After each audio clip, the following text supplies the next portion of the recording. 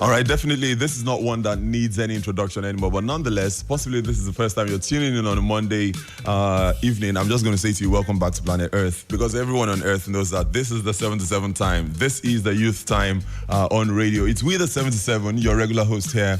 The Prince is here, and for the next 45 minutes, I can assure you that we're going to have a really, really, really fantastic and good time on the show. Now, with the 77, as the name implies, if you do not know that statistic yet, well, the fact is 77% of Nigerians are actually young people, fall in the bracket that we can call, the youth and children, as it were.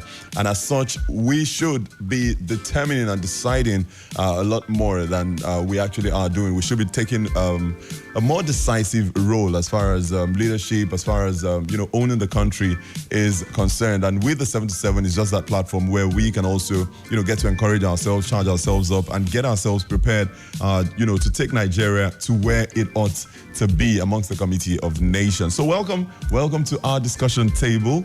Like I said earlier, I am the Prince on radio, and this is a program that comes with funding support from Deutsche Welle, which is a German national broadcaster, and it's actually open for advert placements. Now, today on the show, we're going to get straight into it, and we're continuing, a conversation we started last week. We're talking about the problem of drug abuse amongst the young people.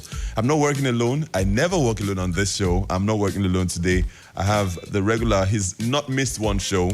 He's here, Samson Ojeniro. Samson, how are you doing this evening? I'm good. Good to be back on the show. How was the week? The week from Monday till now. Yeah, it was good. It was good. The weekend was fine as well. It was good. All right, and also, she's just missed out once, but nonetheless, whenever she's here, she's been full value all of the times. Precious Momo. How you doing, Precious? I'm good, too. Saying hi. Hello, good evening. Okay, so we're getting straight into it, like I said. Now, last week on the show, we were able to touch on a couple of salient points, talking about how it can be sometimes very tricky and difficult for a person to come out of the problem of drug abuse once hooked. We also were able to establish the fact that the road to redemption begins with a decision and determination to actually stop drug abuse. We had as guest a youth who is currently in rehabilitation and on his road to recovery. He shared with us his experience, how he got into it, and of course the journey through his rehabilitation and recovery. We also had Eze Veronica Ogechukwu of the Federal Neuropsychiatric Hospital, Yaba, who incidentally would also be joining us today. She's a mental health specialist. She'll be joining us today, and as such, you can bring in your questions because she will be with us virtually all through the evening, and rest assured that you're going to have answers to all the questions that you may possibly have. Now, from the conversation last week, I'm coming to you both in the studio now, Samson and Precious.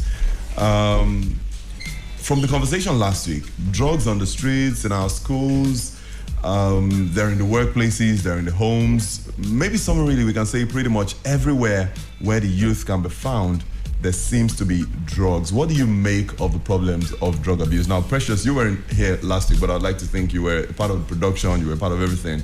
What do you make of, the youth and drug abuse? Well, I think it is a very big problem in our present society. And funny thing is, it's not just the youth doing drugs nowadays.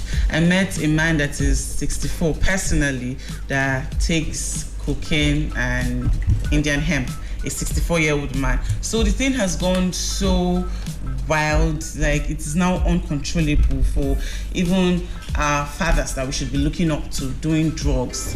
It's getting out of hand, really. I think something that was very instructive that we also heard, you just mentioned, it's not just the youth. Yeah. We hear there's a prevalence in the northern part of the country. We got that report from Josephine, who did a report in Kaduna State, and also talked about how, women, a very, very high percentage of women there in the northern part of the country also take to drugs. So, Samson. Yeah, like we said last week's episode was a very, very interesting and educative one. Today we are looking more at the women in drug abuse. It's a very, very, very serious issue because most in the northern part of Nigeria, you find women taking all sorts of drugs, abusing it. In fact, they go as, I don't know, sniffing the is it some very absurd things? Maybe we shouldn't just pit latrine, pit latrine. I don't know, so many things. Like it's even irritating when you hear what some of the things that people do just to get that feeling. Yeah, I don't know how what feeling they get, but for me, it's a very very serious issue, and it's a very very serious issue that need to be tackled. And I don't know, we need to try as much as possible to help the women out of the issue. Okay, well, I mean, we've going by the conversations last week and of course the opening now, we can say, oh, there's a prevalence amongst youth, there's a prevalence amongst women, but the fact is it's a problem that needs to be dealt with holistically, not even singling out any group of people or any gender or any age group. But we know that as young people in Nigeria, this is a very, very huge problem amongst the young people. Now we're going to tidy up, or we're going to attempt to tidy up a few loose ends from last week, one of which is the issue of parental failure.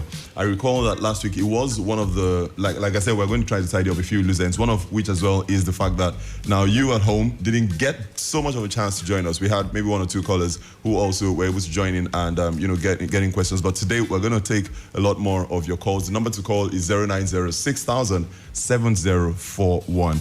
Now, as mentioned, one of the loose ends as well was the fact that, or the mention of parental failure. What is the role of the parents in this? Is this a case of parents have failed in their responsibility? Is that what we're seeing in our society today?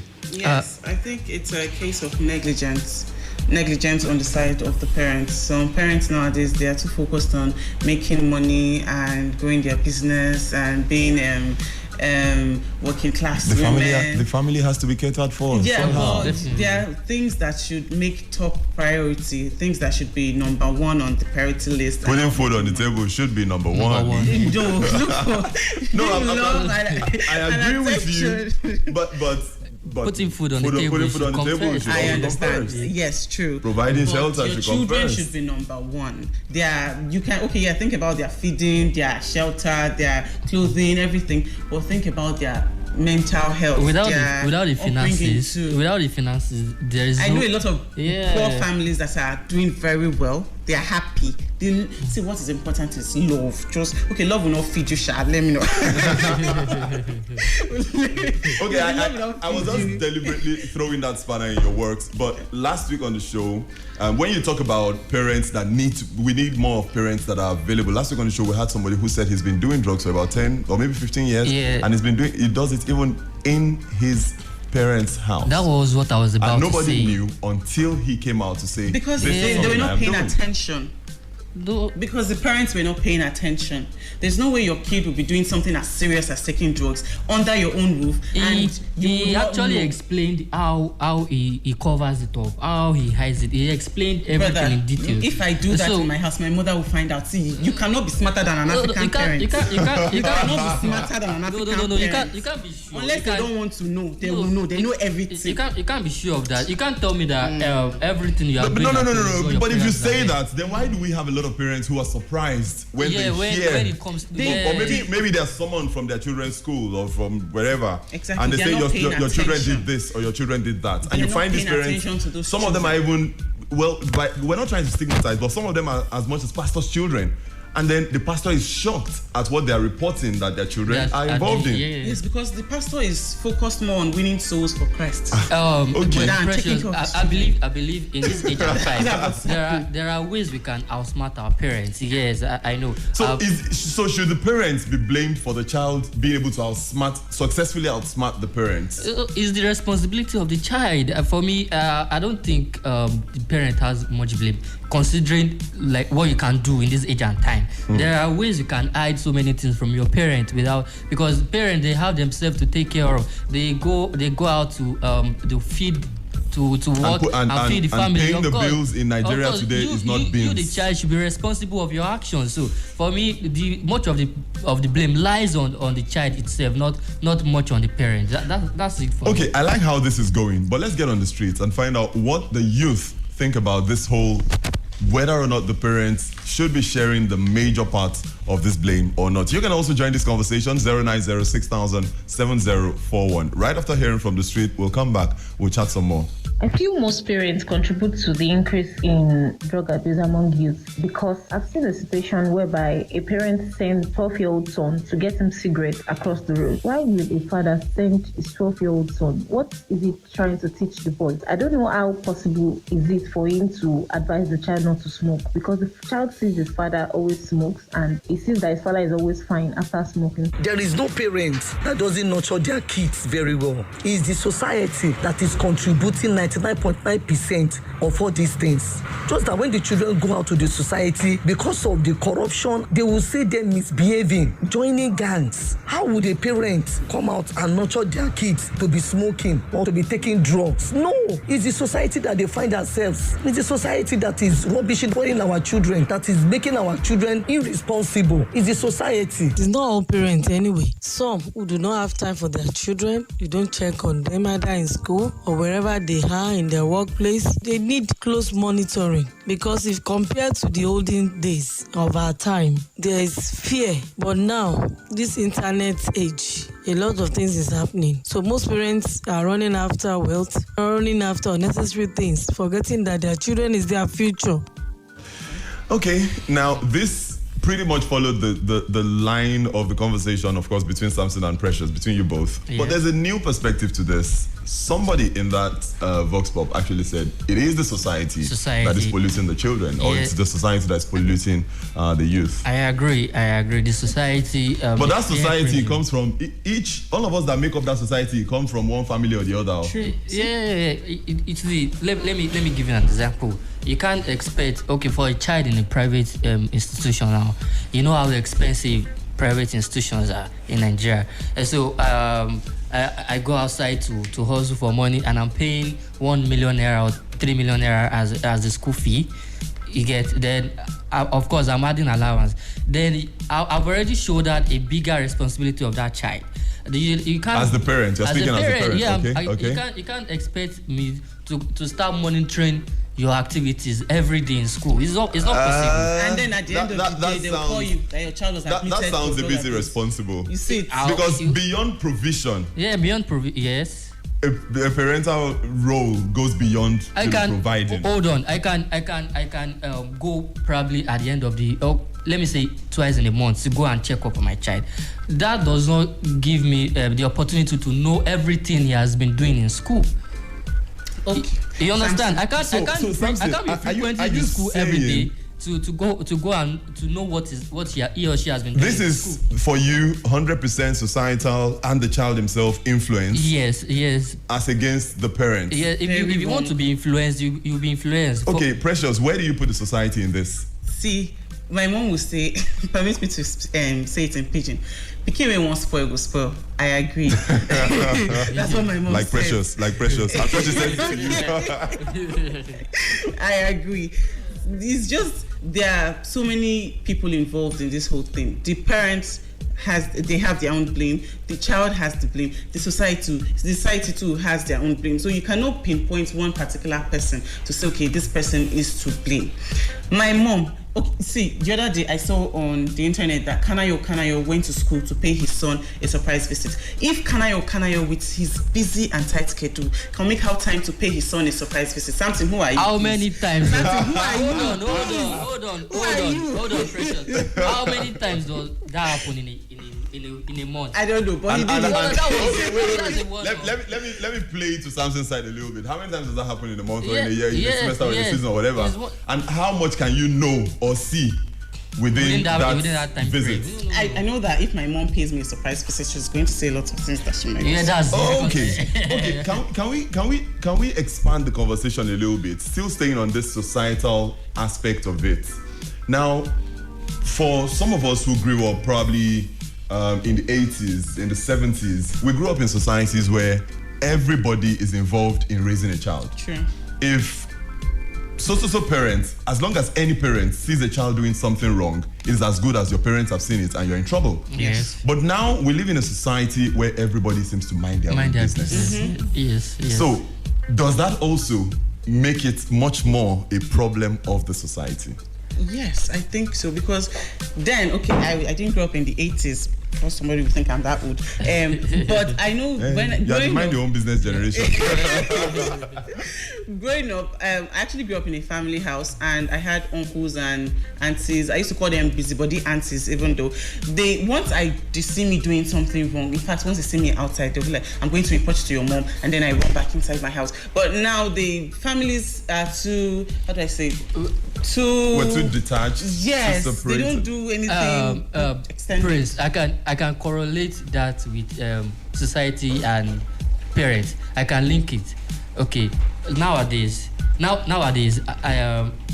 I go to someone, I'm reporting your child. So I saw your child doing this. The parent can say, "Thank you. Mind your business." Yes, thank you. Especially mother. Nowadays, right? Yes, nowadays. So I think I can see where there's a link. I think back in the day, if another parent beats you and you go home and say, "So person beats me," you are likely to get in more trouble at home. What did you do that make them beat you? Yes, but now what we have is, who beats you? Let's go there. Let's go there. All right, 0906704041. Once again, 0906704041. You can weigh in on this conversation. We're looking at, the issue of drug abuse. Like we established last week, it's a very broad topic. That's why we're just picking on, probably those loose ends from last week. The issue of the role that parents play in all of this. Very shortly, we'll have our guests join us who can also weigh in on the conversation. And something that we touched on last week, very important, is how to come out of it. Are you one who is in it? You have been looking for a way out? Then stick around, because that conversation with Eze Veronica Ogochukwu definitely is for you. Who's joining us? Hello. Hello, good evening. All right, what's your name? Where are you calling from? Oh, we lost that. Please call back 0906704041. Once again, 0906007041. Hello. Hello. Yeah, good evening. Hello, good evening. What's your name and where are you calling from? Once again, okay. You can also reach out to us via Twitter. The Twitter handle is at Rapower Network. If you have a question or a comment, you can simply drop it on Twitter at Rapower Network. Hello, good evening. Hello, good evening. Yeah, good evening. Good evening. Yes, I'm calling from Badagry. Sorry, you're calling from Badagry. What's the name? Hello? Yeah, hello. What's your name?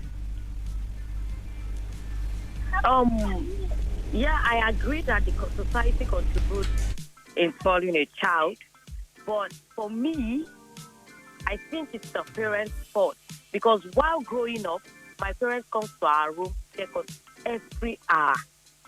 So imagine if we're doing something wrong, they would definitely know. Definitely. Because, we hide playing Ludos in our house growing up, and then my dad hates it a lot. He comes to the room, and then when he sees us playing Ludo, he will beat us, scold us, and then we devise a means. We get a book, like this Yale Ludo book, and then we'll be playing it in the room secretly. He still caught us because he comes to check us every night, like 4 to 5 times. And then these days, parents don't even care about their children, so just send them to school. They should just be in school, leave them to the teachers to take care of. Oh dear.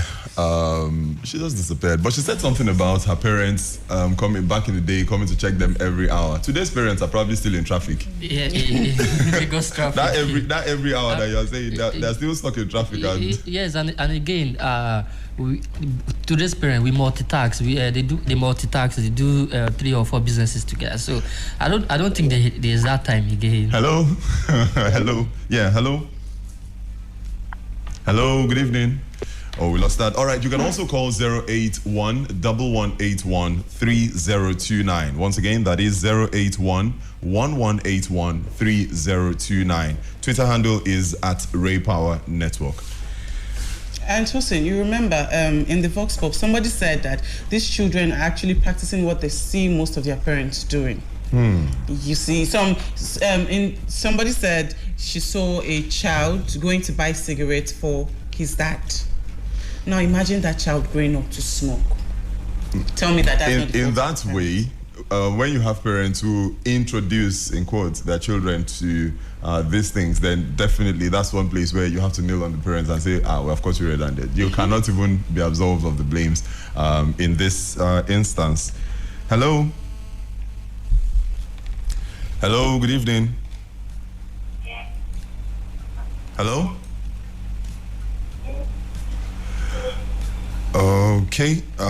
Okay, the phone lines are not really helping tonight, but we just keep trying. There's still about 22 minutes or thereabout for us on the show. The numbers again are 081-1181-3029. Once again, 081-1181-3029 or 090-6000-7041. We'll take a very short music break, and then when we return, we'll have our guest standing by. Like we said, it definitely promises to be a very interesting conversation with her, because we're going to be looking at a whole lot of things, and most importantly, the road to redemption. Now, here is something from Cobhams. Cobhams, the song is titled "Do the Right Thing."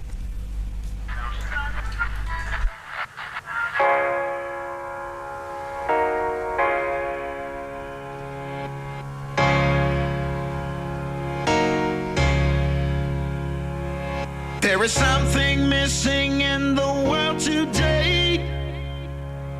It's the one thing that can make the world okay. And it doesn't cost nothing, no, you don't even have to pay. It's about doing the right thing every day. 'Cause you are the light, you are the sign, you are the only hope, keeping hope alive. Do the right thing, let the world see, let the light shine everywhere. And when it seems like no one's watching, do the right thing anywhere. Just do the right thing all the time, and you'll be sure to have the whole world saying, yeah.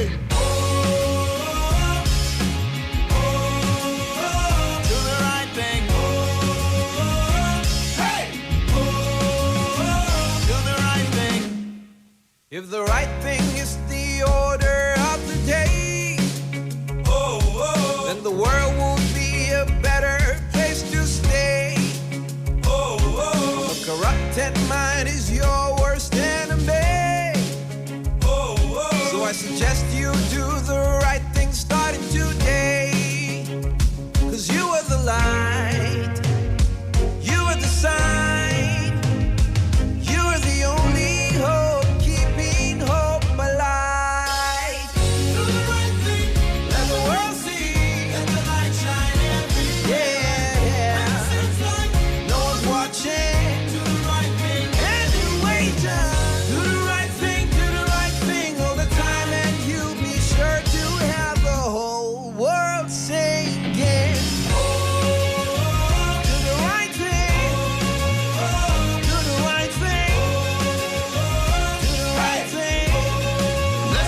Listen. You could be a pepper seller or a movie star. Doesn't really matter who you are. Do the right thing. Do the right thing. You can be a politician or a policeman. You gotta take the stand and do the right thing. Do the right thing. Oh, do the right thing. Let the world see. Let the light shine everywhere. And when it feels like watching light, do the right thing all the time. You'll be sure to have the whole world singing. Do the right thing. All right, the music of Cobhams, the song titled "Do the Right Thing." We have someone on the line. Hello, good evening. Yeah, good evening.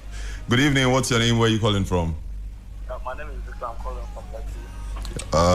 Bissam from Lekki, if I got that right. Yes. Okay. So, my observation about this is blaming all this. We watch these current parents. They say most of the hours, we know we are busy. We work out to get something. But to be very frank, most of our hours are spent on Instagram. So instead of us communicating, there's no communication between parents and children. What they do, you see when you go to most houses, you see the children here with their laptop or their phone, chatting away their time, the parents at the same time. So what value we get? The whole value comes from the net, which is not real. That is the major problem that we're facing this currently. Okay, thank you very much for joining us, Bissam. That was the name I got.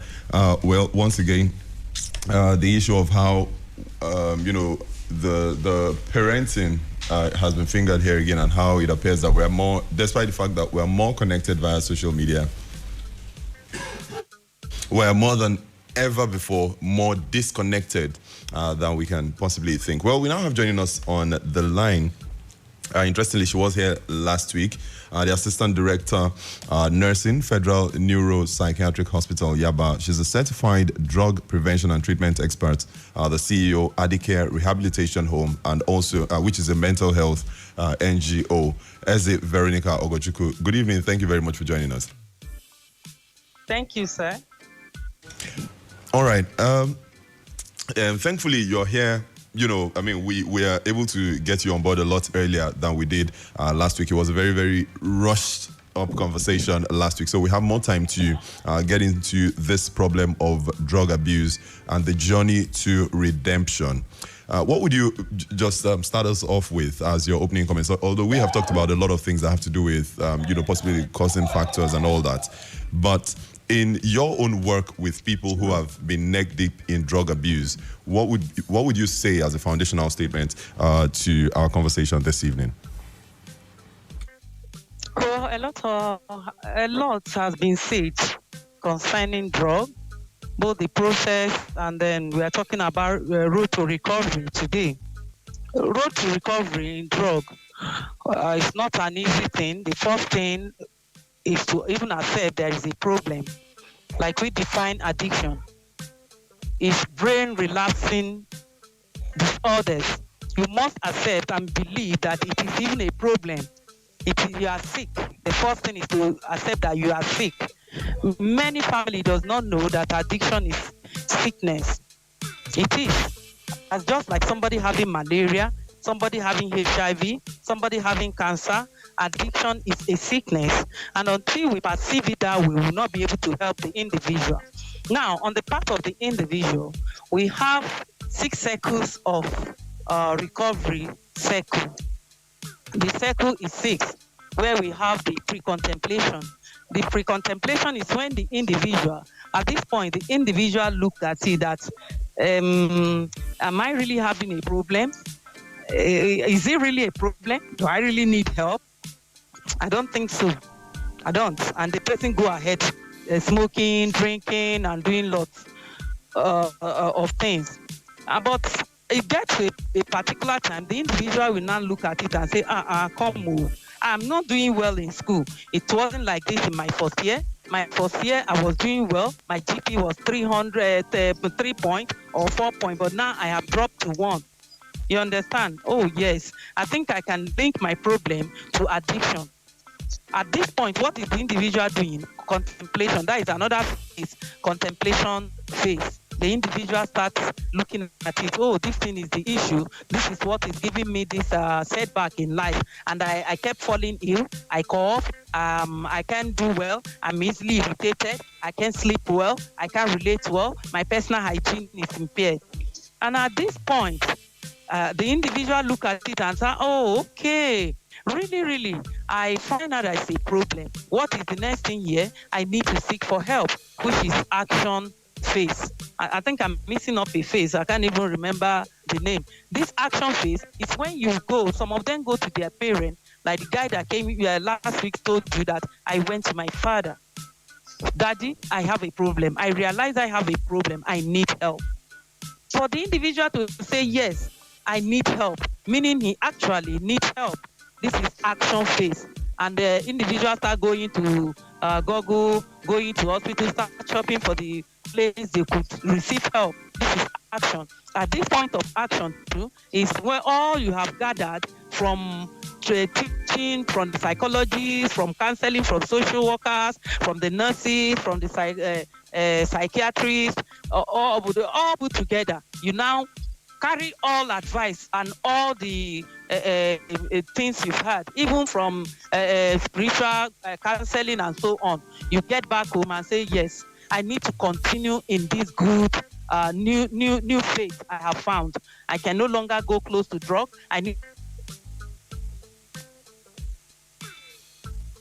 Triggers are my friends. My triggers are when I'm angry. My triggers are when I'm not doing well. My triggers are when I have a lot of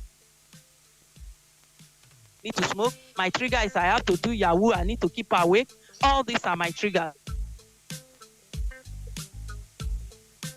Surrounding you a person that is fighting addiction to road to recovery, and this person is being. For 1 month, there was no substance use. For 10 months, no substance use. For 1 year, 2 years, 10 years, and you see this person doing well. We need to applaud this individual. He or she is doing very well. And the final phase is lapse or relapse. Some of them, once in a while, could go back to addiction, but immediately they realize whom they are, they quickly come off it and continue moving. You understand? But some might never be able to go back to where they started from, and then go back to their initial relapse. That is total relapse, where the person starts having sleeplessness, talking to self, assuming they are more powerful than other. All those hallucinatory command, everything that they have.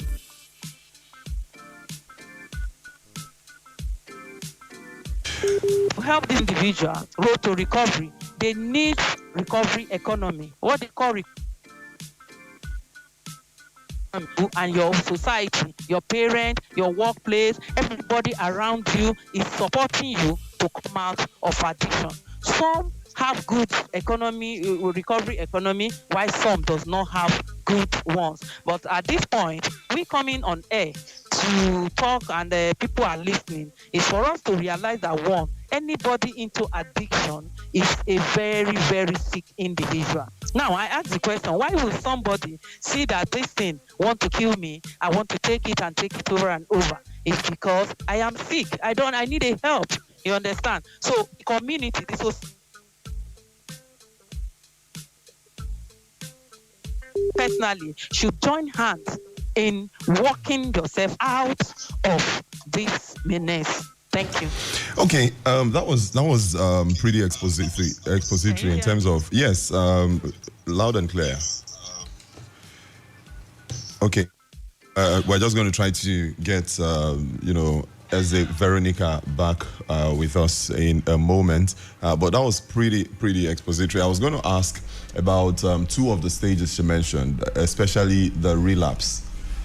And a lot of times, just as with drug abuse, the situation with anyone who's got any sort of addiction at all, is it gambling, is it drugs, or whatever, there's always that problem of relapsing and going, maybe, I've heard people say, if you're going to stop, let's stay with drug abuse, if you're going to stop drug abuse, for instance, or abusing drugs, for instance, maybe before you take whatever the way they quantify it, maybe you take 10 in a day, you can start by reducing it to 7, and then 3, and then 1, and then probably once in 2 days or once in 3 days, and then little by little, one is able to kill that whole thing.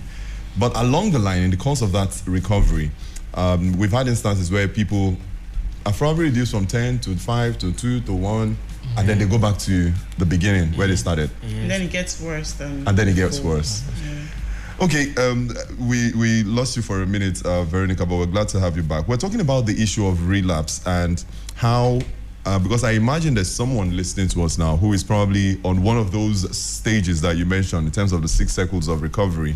When a relapse happens, when it appears that one has fallen back into the addiction, what kind of, or how does one deal with the problem of relapse? Because it appears that it even comes in a lot stronger than the original problem, or than the way the problem was before the whole start to recovery began.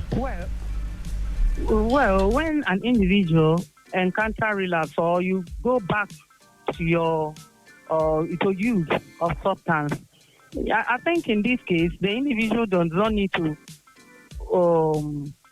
kill his or herself or start feeling bad, all you need to do immediately is to call your caregiver. If you still have them, if not, you can go to a psychologist. You can book with psychologists. You can walk into any psychiatric hospital. You can go to church for counseling. You can meet your parents. Precisely. It is very, very advisable. Just tell your parents, or who is your role model? Who do you respect most? Just tell them. But in this case, when you don't have insight, because some of them does not have insight, they believe that what they are doing is good for them. They believe it's a reigning thing. They believe they want to use it to enhance their performance, and so on and so forth. If they are lacking insight, they rationalize a lot. The people around them should come up and be of help to them. Like we're here in Nigeria, about, let's say, 10% of them are insightless. The remaining 90, you have to force them to the hospital. So the people around them can just organize and see how they take them to a rehabilitation center or psychiatric hospital or wherever they could just receive help. Don't just watch them or you start nagging that, this is what you are used to doing. And now the idea of saying that it multiplies. Yes, of course. What you continue doing over time, you get master or it become part of you. So you need more energy to pull a particular load up. For you to get high things, you need to increase or possible combine. So that is where you see many of them coming down as a multi-substance abuser. Okay, is it possible that forcing the people, because I believe these people should be allowed to bring themselves, address the fact that they have a problem and look for solution, but suggesting that you trick them into taking them to the psychiatric hospitals. Tosin, do you think that it will have any effect? Like, personally, if I don't want to do something and then you are forcing me to do something, will it have the desired result? Yes. I think the problem I have with this question and that part of the conversation was where Veronica actually said, 90% of the times, these are people that don't make up their minds that they need help. You have to take them for help 90% of the time. But we have already established also in this conversation that the first step to recovery is realizing that there's a problem, that I want to solve the problem. So it means 90% of the times we're stuck with a situation where there's possibly no solution to the problem. Veronica, I don't know whether you got that drift.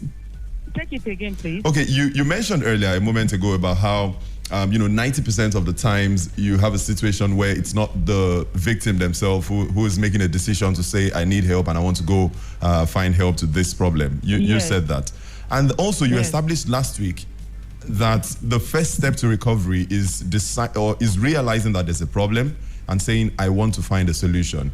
Does that not in any way conflict or suggest that we have a 90% chance of not solving this problem?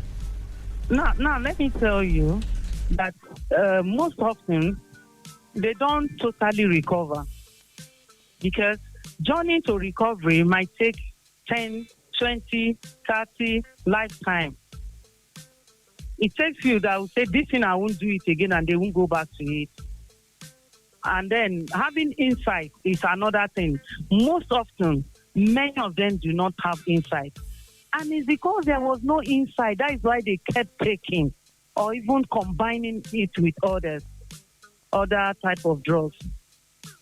Okay. So for them to be helped, it's still people around them that will come up to tell them that, this thing you are doing is not good. Okay, returning to recovery again is the way we are talking. When they are hearing, they will understand that what they are doing is wrong. Okay, you already heard it. This definitely is one of the first steps, maybe a very long road to recovery, but then this is the first step that we're starting off here, having a conversation about it. You can also join the conversation, although we have just a few minutes to wrap up. The number to call is 09060007041. Now, Veronica, I want us to address a particular issue, the issue of some of these illicit drugs, the likes of cannabis and all that, codeine, tramadol, that also have medically certified health benefits. How does that contribute to the problem of drug addiction? If I may say, that shouldn't have contributed to drug addiction. But because the society generally is not controlled, if the NDLA are doing their own part, people behind are collecting bribes to let this drug flood market. If things are done the right way, it shouldn't be a contributory factor to increasing drug abuse. Accessibility is the main problem. Like now they have banned tramadol, you can't get it anyhow, and then codeine, you can't get it anyhow, but people still get them. How do we get them? People take bribe and it is being released to them and they buy it from back door. So it's not because it is a prescription drug that is making them abuse it. It's because it is available. So what they should work on is the availability and accessibility of it to the common man, except the medical people. Like morphine those days, when you get to hospital, it's there, but they will write DDA, Dangerous Drug Act. And the key is being kept by the chief matron of the hospital. The way they use it will be recorded, and the person that collected it will be fined. And whom you gave it to will be fined and witnessed in the presence of either physician or nurse. You must have somebody that witnessed it. But today, those drugs are available.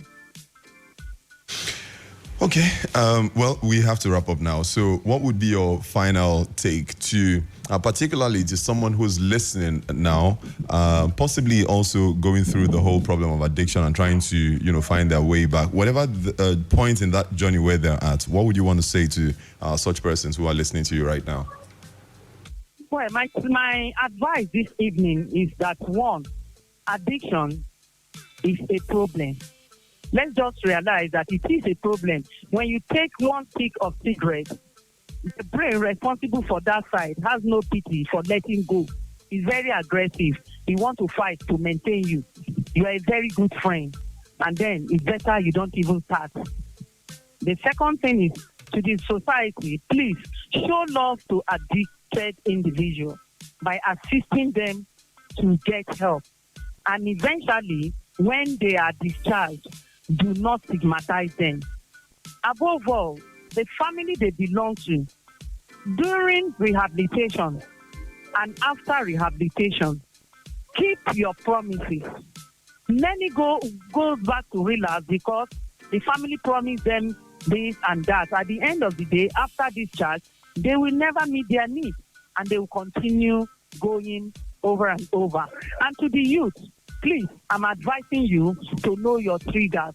What are those things that will trigger you to addiction? Is it a job? Change your job. Is it lifestyle? Change them. Is it friend? Change them. And when you do all this, the community will be a drug-free society. Thank you. Definitely something we're looking forward to. Very practical steps that you mentioned there. CEO Adicare Rehabilitation Home, a mental health NGO, also Director, Nursing, Federal Neuropsychiatric Hospital, Yaba, also a certified drug prevention and treatment expert. Eze Veronica Ogochukwu, thank you so much for joining us this evening on We The 77. Sir. Thank you for inviting me. I'm grateful. Okay, before we wrap up this conversation, there's one aspect of it that I find very important that we talk about, the issue of drug abuse and crime. What is the link? Today we see a lot of crime going on around our societies, and these are things that ordinarily, when you say, person way in eye clear, no fit do this kind of thing. So what is the link between drug abuse and crime? And how more important is it that we solve the problem of drug abuse if we want to solve the problem of crime in Nigeria? Well, it's just like you said. There are some crimes that a sane man or a self-conscious man would not do. There are some things. Okay, there was an accident that happened a few weeks back in Edo State, and turns out the driver of the truck was high. He reeked of alcohol, and according to eyewitness accounts, they were what's the word I'm looking for? Ashes in the vehicle driver's side. So he was obviously smoking. And possibly drinking as well. Yeah, and drinking and driving. So drug abuse goes a long way in affecting so many things. Crime, people's personal lives. It just ruins a lot of things. So yes, it has a connection to crime. Yeah, there are a lot of connections with it. Where if you start torchlighting this matter, I'm not sure what will be done today, because when you look at illegal importation of drugs, that is number one crime that is associated with drug abuse, because you are selling these drugs to people that will consume in the first place. If it's not available, so like you said, we can cut the problem from source. Yes, accessibility of drugs. Number two, when you look at youths, majority of the youths who are abusing these drugs, sniffing, taking cocaine and all those things. When you look at the crimes they commit, you can even associate them with people who do cyber crime. Because I know someone before, when he was into cyber fraud, he says he gets his inspiration from sniffing, from drugs. So that is another connection. There are a lot of connections if you start to talk about what of violent crimes, the boldness that you get to stop vehicles on the road and kidnap people. In fact, it goes to even the security personnel, where you see a policeman. I've come across a policeman on the road before who stopped my car, and when he asked me to wind down, in the first statement, "How are you?" Oh my! I was. It was oozing of alcohol. It was reeking of alcohol. So that is another crime. And of course, there are cases where a drunk policeman shot and killed an innocent citizen. That is another link to it. So if you begin to talk about this, is going to take a lot of time, because you can analyze it. There are so many instances. And another thing from what she said, that I'm going to point out is this stigmatization. When people go into rehab and come out, there are a lot of stigmatization, like in the society, even among his peer groups or his peer groups, tell you, see, he just came back from rehab. He just came back from rehab. I'm not even calling it rehab. To say just the come for psychiatric hospital. Thank you. So that is another issue in this has been We the 77, and we have to lay it to bed here. I guess the best way to summarize this would be something that I picked up, the words of a particular writer, as regarding the havoc caused by excessive drug abuse. It says, drug abuse has starved more children, broken up more homes, wrecked more careers, murdered more human beings, and started more wars. So together, let's put an end to drug abuse.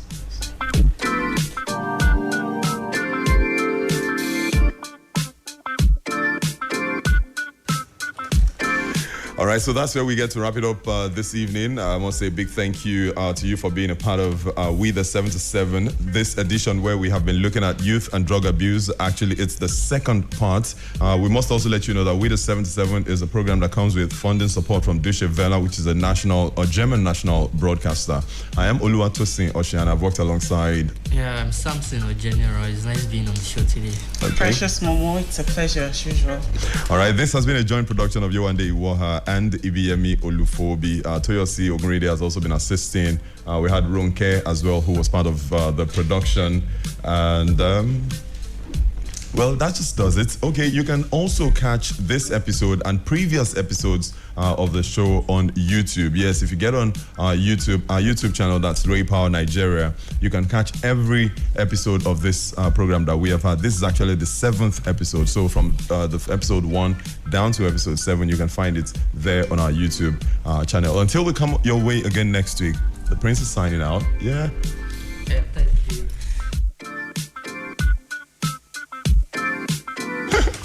All right, and of course, it's also open for advert placements. You can reach out to us, and then this is definitely a place to get your message across to the youth. That's the wrap up on this one. In the next 3 minutes, it's going to be time for us to take you around Nigeria as we bring you Nigeria Today, which is our major news bulletin for the evening. Stay with us on Rapower FM.